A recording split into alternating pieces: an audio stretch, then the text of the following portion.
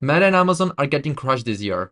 Meta is down more than 3% year to date, wiping out the gains after its incredible Q4 2025 earnings. Amazon is down roughly 14%, and the reason is simple: capex. Meta announced it expects to spend around $135 billion in 2026. Amazon could spend close to $200 billion. The market hates that, because those investments mean sacrificing cash flow today for potential cash flows years from now. Before the latest earnings, Amazon was expected to generate around $60 billion in free cash flow in 2026. Now, with this massive AI build-out, free cash flow could actually turn negative, and the market sees this as increased risk. Guaranteed free cash flow are being traded for hypothetical future ones.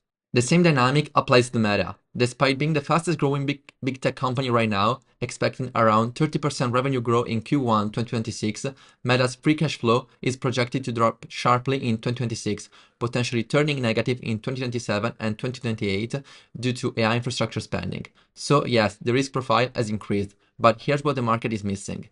This is a classic case of focusing too much on the present and not enough on what the world look like in 24 to 48 months.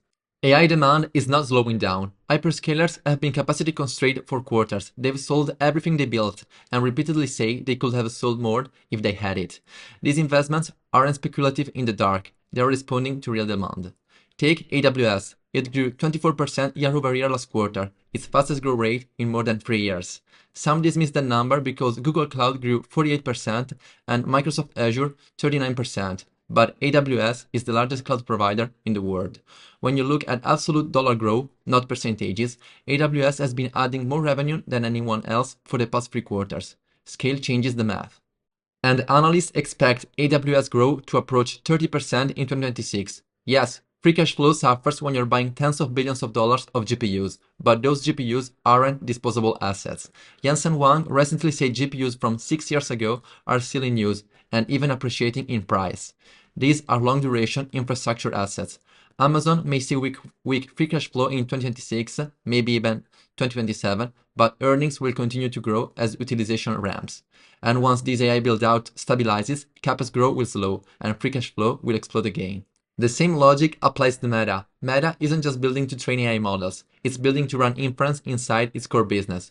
For the first time, Meta's recommendation algorithm is running on GPUs instead of CPUs. That allows real-time personalization at scale. The result? More time spent on the apps, more relevant ads, higher conversion rates, and record revenues. And then there is Meta's biggest advantage, distribution. 3.5 billion people use at least one Meta app every single day. Facebook, Instagram, and WhatsApp each have over 3 billion users. When Meta launches a new AI feature, it can push it to billions of people overnight and start monetizing immediately. Zuckerberg's superintelligence team is expected to release new LLM models soon. If those models are competitive, Meta doesn't need to win distribution. It already owns it. So no, these companies are not overspending, and even if Meta were overbuilding, Zuckerberg has already said they could simply pause spending for a few quarters and use the capacity they've already built. That's not existential risk, that's capital allocation flexibility. So what's really happening?